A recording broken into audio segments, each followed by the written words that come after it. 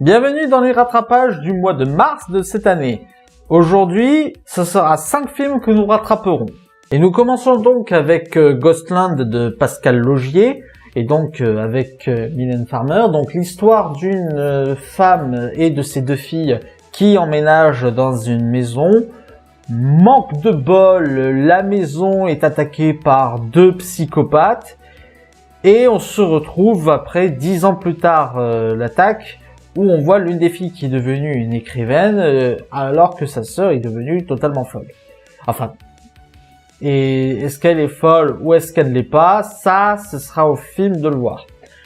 Le cinéma de Pascal Laugier, j'ai beaucoup de mal avec.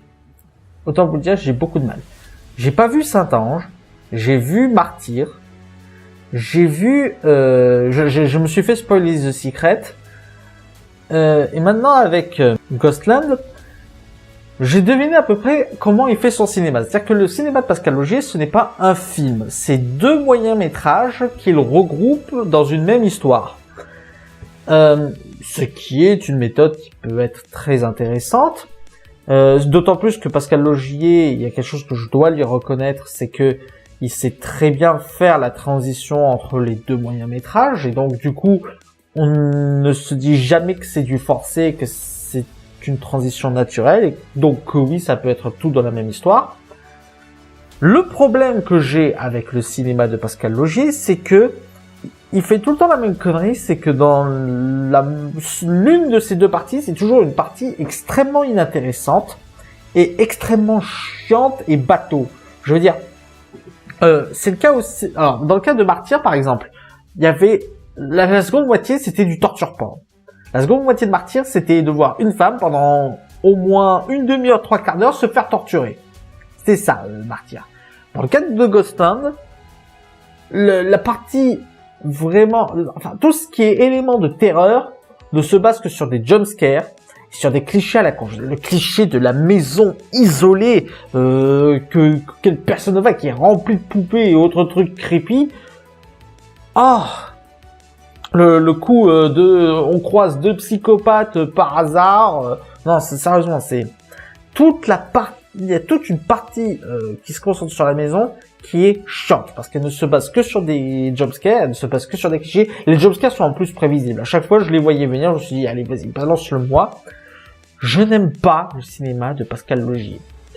L'idée est intéressante, mais je trouve que, et c'est aussi le cas dans Ghostland, je trouve que c'est une idée intéressante, maltraitée. Et je prévois de faire d'ailleurs une vidéo un peu spéciale. Je voudrais voir Saint-Ange et voir The Secret avant, qui s'appellerait Lettre à Pascal Laugier. Parce que Pascal Laugier s'est fait accuser de misogynie dans ses films, parce que c'est vrai que la plupart de ses personnages principaux sont des femmes. Je pense pas que ce soit un personnage misogyne. Il fait des films d'horreur, il faut bien qu'à un moment donné, ces personnages souffrent. Un film d'horreur où des personnages ne ressentent pas de peur, où ils se font pas attaquer, c'est pas un film d'horreur.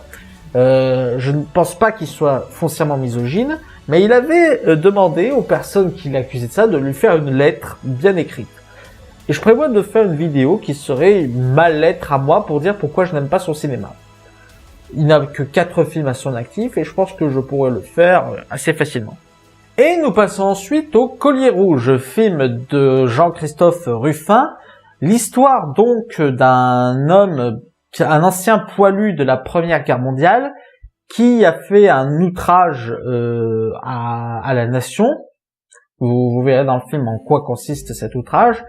Et dans lequel, en fait, qui va se faire juger par un officier, voilà, un officier de l'armée française, interprété par François Cluzet, qui va déterminer pourquoi il a fait cet acte d'outrage à la nation, surtout que le soldat, interprété par Nicolas Duvauchel. Donc surtout que le soldat interprété par Nicolas Duvauchel est un ancien décoré de la Légion d'honneur. Le film est très intéressant. Surtout que depuis quelque temps, j'avoue que j'ai un très grand intérêt pour ce qui concerne la Première Guerre mondiale dans l'histoire de France. Parce que la Seconde Guerre mondiale, c'est la guerre qu'on a le plus traitée à cause du côté nazi, du côté Hitler, et que ça a été beaucoup traité dans le cinéma hollywoodien. Et à chaque fois, la France a une position de de pays qui s'est soumis, de pays qui n'a pas lutté contre les Allemands. Et pour moi, la Première Guerre mondiale, c'est important d'informer là-dessus pour comprendre pourquoi il y a eu moins d'entrain à se battre durant la Seconde Guerre mondiale que pendant la Première. La Première Guerre mondiale, ça a été une guerre extrêmement meurtrière. Ça a été beaucoup plus impactant pour la France, la Première Guerre mondiale, que la Seconde Guerre mondiale, parce que on a envoyé des gens à l'abattoir. C'est vraiment ça. On a envoyé des gens à la boucherie. Et je trouve cette période très intéressante, surtout en plus qu'il y a plein d'anecdotes qui sont assez spéciales quand on y pense. Les actes de fraternisation, par exemple, je vous conseille d'ailleurs l'excellent film de Christian Carion, Joyeux Noël, de 2005, qui parle des actes de fraternisation durant la Première Guerre mondiale.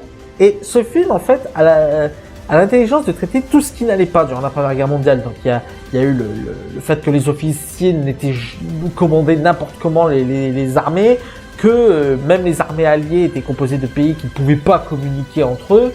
Il y a même un passage sur la Révolution russe que j'ai trouvé assez intéressant, parce que c'est vrai que la Révolution russe s'est déroulée en 1916. Oh oui, je m'interromps 2 minutes parce que je viens de m'apercevoir que j'ai dit une connerie. En fait, Le Collier Rouge, le film, a été réalisé par Jean Becker. Il est basé sur le livre de Jean-Christophe Ruffin, mais c'est Jean Becker qui a réalisé Le Collier Rouge et qui en est aussi le scénariste. Voilà, un film assez intéressant. Le seul truc que j'ai à reprocher à ce film, c'est sa fin, c'est la résolution du problème. La résolution du problème, je la trouve extrêmement bateau. Je la trouve extrêmement mal amenée, limite de mauvais goût par rapport à la Première Guerre mondiale. Parce que, en fait, la raison pour laquelle on donne pourquoi Nicolas Duhochel a fait cet outrage, la raison qu'on donne, je trouve que elle est pas vraiment de bon goût, quoi. J'ai l'impression que alors qu'il y avait vraiment un message qui aurait pu être intéressant là-dessus, du soldat qui se rebelle contre la nation, à cause de ce que la nation lui a fait subir pendant la Première Guerre mondiale. La raison qu'on donne, au final, je la trouve pourrie, en fait. C'est ça je me dis tout ça pour ça, au final. Et à part ça, le film reste très bien. J'avoue, en plus de cela, que je commence de plus en plus à adorer François Cluzet, qui joue le rôle du commandant. François Cluzet, je trouve de plus en plus que c'est un excellent acteur qui arrive à donner plusieurs palettes d'émotions. Le seul truc où je le trouve dommage, c'est que dans ma mémoire, je crois pas qu'il ait déjà joué un rôle antagoniste. Et ce serait hyper intéressant de le voir dans un rôle antagoniste. Franchement, je paierais pour voir ça. Mais voilà, je trouve que François Cluzet est un excellent acteur. Je l'avais bien aimé dans Normandie nue. Il était extraordinaire dans L'école buissonnière. Non, franchement, je crois qu'il avait joué l'Instit dans une série télévisée. Je crois que la série s'appelait l'Instit sur France 2 ou France 3, je sais plus quoi. Mais franchement, François Cluzet me passionne de plus en plus en tant qu'acteur. Et nous passons donc à Blue, dernier film en date du documentaire de Disney Nature. J'ai beaucoup d'affection pour les documentaires Disney Nature. Je trouve que, alors déjà, il faut savoir que les documentaires Disney Nature, c'est assez particulier. Les documentaires de Disney Nature, ils ne se contentent pas de raconter la vie d'animaux, de décrire la vie des animaux. Ils font de ces animaux des personnages. C'est quelque chose que l'on voit très peu souvent. Faisait pas des documentaires, mais qui faisait très bien ça. C'était Jean-Jacques Hano. Jean-Jacques Hano avec l'ours, 2 frères et un film sur les loups. J'ai plus le titre en tête. Mais je trouve que faire des animaux des personnages, ça donne vraiment un côté attachant à ces animaux. Il y a un côté de comportement. Surtout qu'on peut s'amuser à imaginer ce qui se passe dans la tête de ces animaux quand ils interagissent. Blue est assez intéressant sur ce côté-là. J'ai pas grand-chose à dire. C'est un documentaire assez intéressant, comme c'est faire Disney Nature, j'ai envie de dire. Alors le prochain film, c'est un peu spécial, parce qu'il s'agit de Marie et la fleur de sorcière, alors excusez-moi, j'ai pas le nom, j'arrive jamais à retenir le titre, alors Hiromasa Yonebayashi, qui est donc des studios Ponok, un studio d'animé japonais qui est composé d'anciens collaborateurs du studio Ghibli. Alors, pourquoi je dis que c'est spécial? Parce que c'est un film que je n'ai pas vu en mois de mars, mais au mois de février. Simplement, quand j'ai fait le rattrapage du mois de février, j'ai tout simplement oublié de mentionner ce film. Alors je profite du rattrapage du mois de mars pour en parler, surtout qu'il a eu une sortie tardive sur certains cinémas français au mois de mars. L'histoire d'une jeune fille appelée Marie en Angleterre, qui se retrouve dans une île flottante dans les airs, parce qu'elle a trouvé une fleur qui lui a donné des pouvoirs magiques. Et l'île flottante est une école de sorciers. Et elle va vivre des aventures par rapport à ça, évidemment. Le film est bien, ça donne beaucoup de côté dessiné, peut-être avec un aspect un peu trop enfantin. Et je dois vous avouer, j'ai pas pu en profiter totalement du film à cause d'un putain de gosse qui a parlé pendant quasiment toute la première moitié du film, et qu'il a fallu que c'est la première fois que j'ai dû faire ça. C'est la première fois que j'ai dû intervenir pour faire taire un chiard. Pour faire taire un gosse. Un gosse qui n'arrêtait pas de parler tout le long, qui hurlait à travers la salle tout le long, des commentaires débiles, avec les parents qui ne faisaient rien. Message aux... Alors, je sais que je m'énerve et que ça n'a rien à voir avec le film. Message aux parents. Quand vous avez un gosse, si vous êtes sûr, si vous n'êtes pas sûr que le gosse n'est pas capable de se tenir tranquille pendant un film, ne l'emmenez pas au cinéma. Ou alors, soyez arrivé à être autoritaire avec lui. Parce que putain de merde, c'est pas normal que je sois obligé d'intervenir pour faire taire un putain de gosse avec la maman qui me regarde en mode « Oh mais vous savez, l'enfant, il a 4 ans et demi. Putain !» Je suis désolé. Je suis un peu énervé. Je me suis un peu énervé, mais bon, parce que je vous jure, c'était insupportable. C'était, pour que je vienne à en intervenir en allant voir personnellement la famille, c'était vraiment insupportable. Bon, revenons sur le film. Le film, je l'ai trouvé plutôt bien, plutôt pas mal, avec un bon design artistique, une bonne histoire. Certains dialogues sont un peu foireux. Je trouve que Marie n'est pas si impressionnée que ça. Par ce qu'elle voit, je trouve qu'il y a pas mal de facilité scénaristique et de grosses coïncidences. Après, bon, ça reste un film d'animation classique japonais, j'ai envie de dire, donc pourquoi pas. Et nous terminons avec le film Hostile de Scott Cooper, qui s'est basé sur le manuscrit de Donald E. Stewart. Donc l'histoire d'un... Alors, je crois que c'est une tunique bleue, un capitaine des tuniques bleues interprété par Christian Bale, avec aussi Rosamund Pike. Un capitaine des tuniques bleues qui en fait a comme mission d'accompagner un ancien chef de guerre indien, Apache, si je ne me trompe pas, un ancien chef de guerre Apache sur la terre que les Apaches utilisent, une terre sacrée pour les Apaches où ils peuvent mourir. Et qui, pendant son périple avec ses hommes et le chef de guerre indien et sa famille, il va croiser plein de péripéties liées au Far West. J'avais une grosse peur sur ce film parce que j'avais l'impression que c'était un film anti-indien, anti-amérindien. Le film a commencé comme ça, le film est assez violent, hein, le film il est très gore, mais j'ai cru au départ que ça allait être un film anti-amérindien. Au final, pas tant que ça. C'est surtout un film anti-guerre, en fait.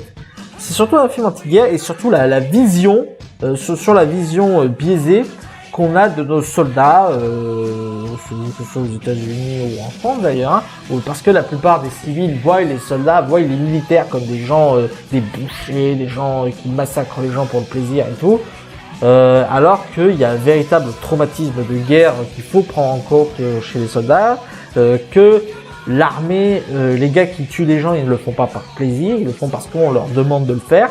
C'est quelque chose que répète souvent le personnage de Christian Bale. Il dit, quand on lui dit, oh mais vous êtes un boucher, oh mais je vous admire pour avoir tué tant d'Indiens, le gars il répond, non, je suis pas un héros, je suis pas un boucher, je fais juste le boulot qu'on me demande, je fais juste mon boulot. Et son boulot, c'était de massacrer des Indiens. C'est pour ça d'ailleurs que pendant une bonne partie du film, il y a une tension entre lui et le chef de guerre indien parce que c'était deux anciens rivaux.